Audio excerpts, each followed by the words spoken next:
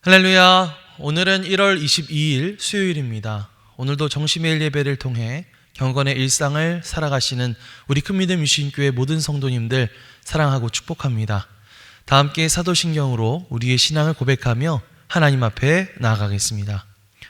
전능하사 천지를 만드신 하나님 아버지를 내가 믿사오며 그 외아들 우리 주 예수 그리스도를 믿사오니 이는 성령으로 잉태하사 동정녀 마리아에게 나시고 본디오 빌라도에게 고난을 받으사 십자가에 못 박혀 죽으시고 장사한 지 사흘 만에 죽은 자 가운데서 다시 살아나시며 하늘에 오르사 전능하신 하나님 우편에 앉아 계시다가 저리로서 산 자와 죽은 자를 심판하러 오시리라.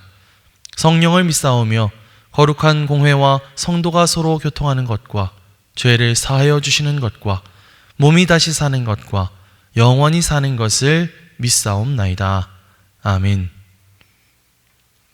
다 함께 찬송가 205장 찬양하겠습니다.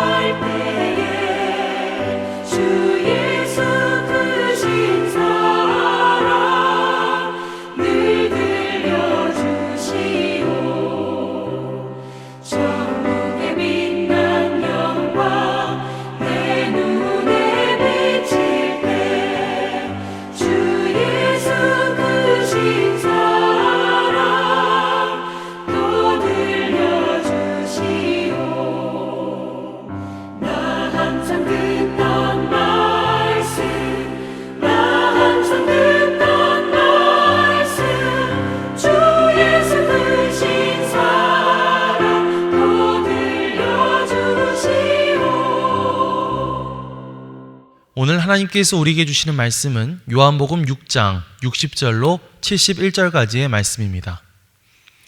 제자 중 여럿이 듣고 말하되 이 말씀은 어렵도다. 누가 들을 수 있느냐 한데 예수께서 스스로 제자들이 이 말씀에 대하여 수군거리는 줄 아시고 이르시되 이 말이 너희에게 걸림이 되느냐? 그러면 너희는 인자가 이전에 있던 곳으로 올라가는 것을 본다면 어떻게 하겠느냐? 살리는 것은 영이니 육은 무익하니라. 내가 너희에게 이른 말은 영이요 생명이라. 그러나 너희 중에 믿지 아니하는 자들이 있느니라 하시니 이는 예수께서 믿지 아니하는 자들이 누구며 자기를 팔 자가 누구인지 처음부터 아심이러라.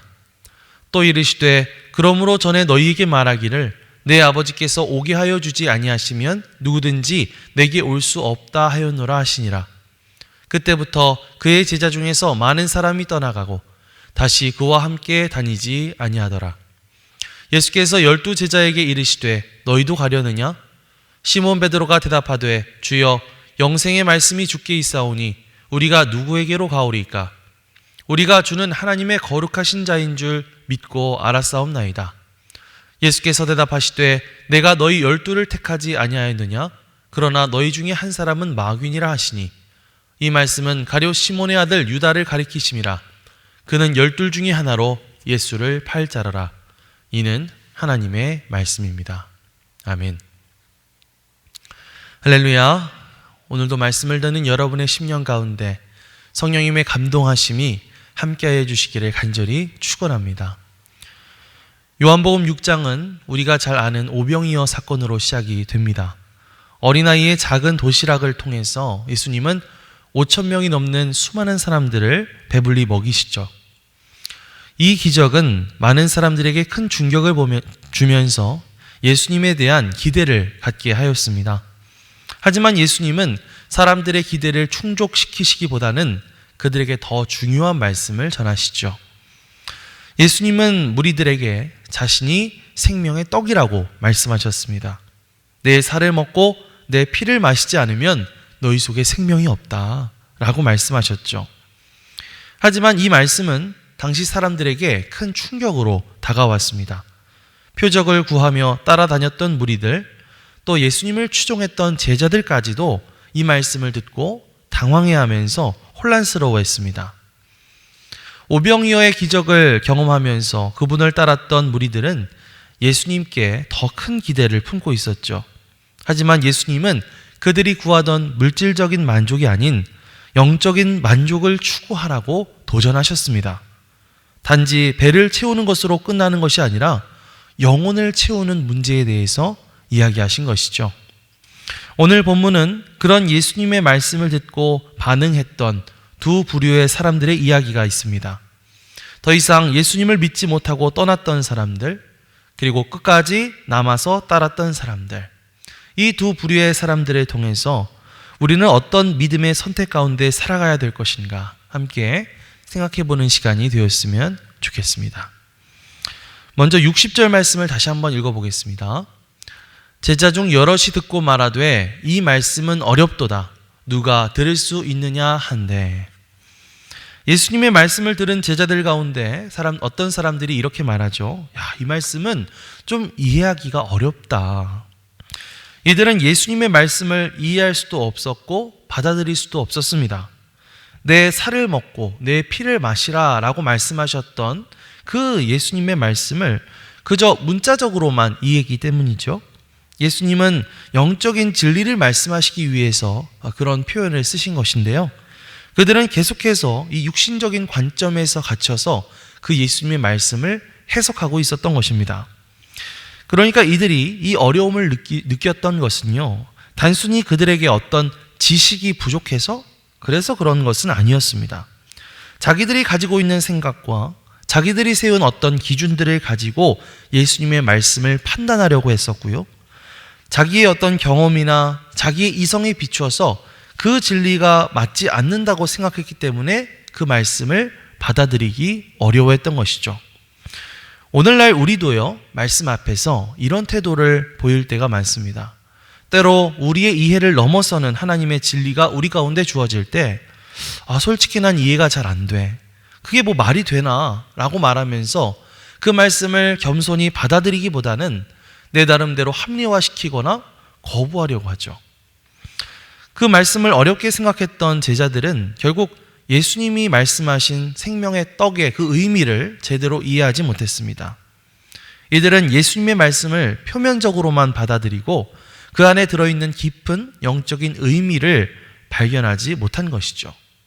이들이 누가 들을 수 있겠는가 이렇게 말했던 것은요, 사실 우리가 이 말씀을 받아들일 수 없다라고 하는 그런 고백이었던 것입니다. 사랑하는 성도 여러분, 여러분은 하나님의 말씀이 내가 생각했던 어떤 생각이나 기대와 조금 다를 때 어떤 반응을 보이시나요?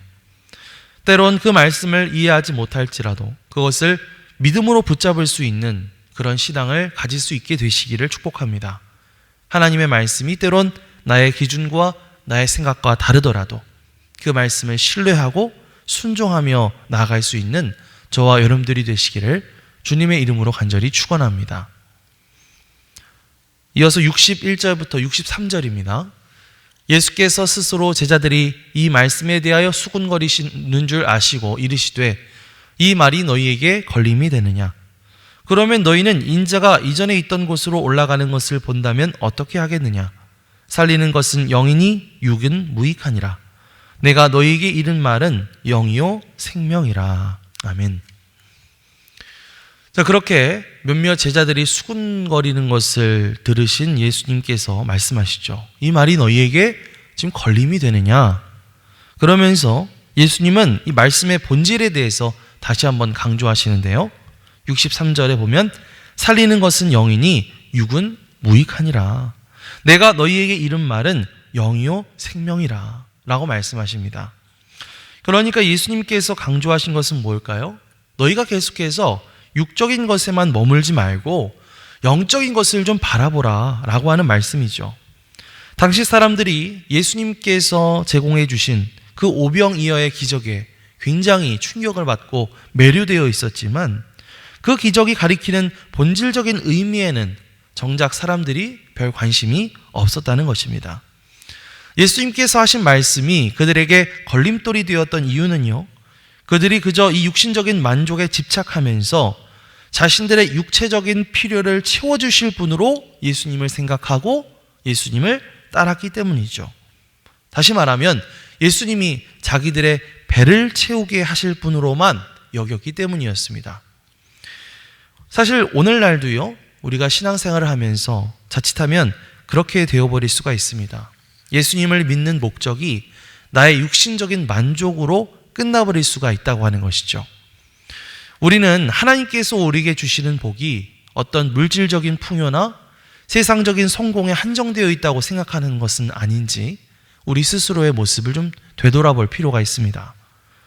예수님께서는 우리에게 말씀하시죠. 살리는 것은 육이 아니라 영이다. 진짜 우리의 영혼을 살릴 수 있고 진짜 우리에게 생명을 줄 수 있는 것은 바로 성령을 통해서 오는 진리의 말씀이라고 하는 사실을 우리는 깨달아야 한다는 것이죠. 물론 우리가 신앙생활 하면서 당연히 하나님 앞에 육신적인 것 구할 수 있습니다. 물질적인 것도 구할 수 있습니다. 그러나 그것은 본질이 아니죠. 거기에만 머물러 있는 것은 잘못된 신앙입니다. 우리는 우리의 육신적인 만족을 넘어 영적인 생명을 얻을 수 있도록 간구해야 할 줄 믿습니다. 이 시간 나의 영적인 생명이 살아나도록, 나의 마음 가운데 그 영적인 생명력이 넘칠 수 있도록 성령님의 도우심을 구하며 나아갈 수 있는 저와 여러분들 되시기를 주님의 이름으로 간절히 축원합니다. 65절과 66절 말씀 함께 보겠습니다. 또 이르시되 그러므로 전에 너희에게 말하기를 내 아버지께서 오게 하여 주지 아니하시면 누구든지 내게 올 수 없다 하였노라 하시니라. 그때부터 그의 제자 중에서 많은 사람이 떠나가고 다시 그와 함께 다니지 아니하더라. 아멘. 자, 그렇게 예수님께서 이 사건의 본질, 이 진리의 본질에 대해서 말씀하시니까 결국 수많은 제자들 가운데 많은 사람들이 예수님께 실망하고 또 예수님을 떠나가 버렸습니다. 자, 여기서 그의 제자 중에서 많은 사람이 떠나갔다. 그의 제자 중에서라고 하는 표현 중요합니다. 단순히 예수님을 따랐던 수많은 무리들 중에 많은 사람들이 떠난 것이 아니라 그동안 예수님을 따르며 꾸준히 예수님의 가르침을 들었던 그 사람들 가운데서 몇몇 사람들이 떠나게 된 것이죠. 주님께서는 이미 그들 가운데 믿지 않는 자들이 있음을 아셨던 것 같습니다. 이러한 모습은 사실 오늘날에도 얼마든지 일어날 수 있습니다. 우리가 오랫동안 교회를 다녔다고 해서 내가 끝까지 신앙생활을 할 수 있을 거라고 생각하는 것은 어쩌면 큰 오산일 수 있습니다. 우리에게 이 하나님의 말씀에 대한 깊은 신뢰가 없으면요, 아무리 오래 교회를 다니고 아무리 오래 신앙생활을 해도 어느 순간 나도 모르게 시험 들고 나도 모르게 교회를 떠나고 나도 모르게 진리를 저버리게 될 수 있다고 하는 것이죠. 그렇기 때문에 우리에게 중요한 것은 무엇인가? 우리가 말씀을 떠나지 않고 말씀의 뿌리를 내리는 것입니다. 우리의 믿음은요, 단순한 말씀에 대한 이해가 아니라 말씀에 대한 굳건한 신뢰 가운데 세워져야 할 줄 믿습니다. 무엇보다도 예수님은 이렇게 말씀하시죠. 내 아버지께서 오게 하여 주지 아니하시면 누구든지 내게 올 수 없다. 이렇게 말씀하시죠. 우리가 그렇게 믿음을 붙잡고 살아갈 수 있는 것도요, 바로 하나님의 은혜가 없이는 영 불가능하다고 하는 사실입니다. 그렇기 때문에 오늘 기도할 때는 주님, 우리의 믿음을 굳게 붙잡아 주옵소서. 하나님의 은혜로 우리의 믿음을 붙잡아 주옵소서. 이렇게 기도해야 할 줄 믿습니다. 그래서 우리를 향하신 하나님의 은혜와 성령님의 도우심으로 우리가 세상 끝날까지 정말 끝까지 포기하지 않고 주님의 말씀을 신뢰하고 주님의 말씀을 붙들고 살아갈 수 있는 그런 저와 여러분들 되시기를 주님의 이름으로 간절히 축원합니다. 자, 그렇게 해서 많은 제자들이 예수님을 떠나버렸습니다. 어느덧 예수님의 주위에는 몇 명의 제자들밖에 남지 않았죠. 예수님께서 그 앞에 남아있는 이 12 제자들에게 물으십니다. 너희도 가려고 하느냐? 이렇게 물으시죠. 이 질문은 단순히 떠나는 의사를 묻는 것이 아닙니다. 그들의 믿음을 점검하시고 또 그들로 하여금 다시 한번 결단하게 하시려는 그런 도전적인 질문이죠. 자, 그때 베드로가 말합니다. 우리 68절에서 69절 함께 읽어보겠습니다. 시몬 베드로가 대답하되 주여 영생의 말씀이 주께 있사오니 우리가 누구에게로 가오리까? 우리가 주는 하나님의 거룩하신 자이신 줄 믿고 알았사옵나이다. 자, 베드로가 말하죠. 영생의 말씀이 주께 있는데 우리가 누구에게로 가겠습니까? 여러분, 이 베드로의 고백은 단순히 입술의 고백이 아닙니다. 베드로는 예수님께서 생명의 주인이심을 믿고 확신했습니다. 그는 예수님 외에는 다른 길이 없음을 알았습니다. 베드로도 물론 예수님께서 하셨던 그 말씀 다 이해하지 못했을 거예요. 하지만 그는 그러한 자신의 한계 상황 속에서도 끝까지 예수님을 붙잡았다고 하는 사실입니다. 영생의 말씀이 주께 있사오니 우리가 누구에게로 가오리까? 베드로의 이 고백은 오늘날 우리의 삶에서 우리가 드려야 할 아주 중요한 고백이어야 할 줄 믿습니다. 우리가 살아가다 보면 여러 가지 믿음의 시험될 일들이 참 많이 생길 거예요. 유혹들도 많고요. 환난과 어려움들도 있을 겁니다. 여러분 주변에 있는 사람들이 믿음을 저버리고 교회를 떠나버리는 그런 일들도 종종 경험하게 될 것입니다. 그러나 그런 상황 속에서도 우리가 베드로와 같은 고백을 드릴 수 있었으면 좋겠습니다. 주여 영생의 말씀이 주께 있사오니 우리가 누구에게로 가오리까? 비록 우리가 다 이해할 수 없는 그런 상황이지만 그런 상황 속에서도 예수님을 향한 고백만큼은 우리가 잃지 않았으면 좋겠습니다. 주님, 주님만이 우리의 길이 되시는 줄 믿습니다. 주님, 우리는 주님께 끝까지 붙어 있겠습니다. 이렇게 고백하면서 끝까지 이 주님의 말씀 붙들고 영생의 말씀 붙들고 승리할 수 있는 저와 여러분들 되시기를 주님의 이름으로 간절히 축원합니다. 아멘. 기도하겠습니다. 사랑과 은혜가 풍성하신 하나님, 오늘도 우리에게 영생의 말씀을 들려주심에 감사를 드립니다. 때로 우리의 믿음이 흔들릴 때에도 주님을 끝까지 따르며 순종하게 하여 주옵소서. 오직 주님께만 영생의 말씀이 있음을 믿으며 우리의 삶이 그 말씀 위에서 굳건히 세워질 수 있도록 우리를 도와주옵소서. 감사드리며 예수 그리스도의 이름으로 기도드리옵나이다. 아멘. 하늘에 계신 우리 아버지여, 이름이 거룩히 여김을 받으시오며 나라가 임하시오며 뜻이 하늘에서 이루어진 것 같이 땅에서도 이루어지이다. 오늘 우리에게 일용할 양식을 주시옵고 우리가 우리에게 죄 지은 자를 사하여 준 것 같이 우리 죄를 사하여 주시옵고 우리를 시험에 들게 하지 마시옵고 다만 악에서 구하시옵소서. 나라와 권세와 영광이 아버지께 영원히 있사옵나이다. 아멘.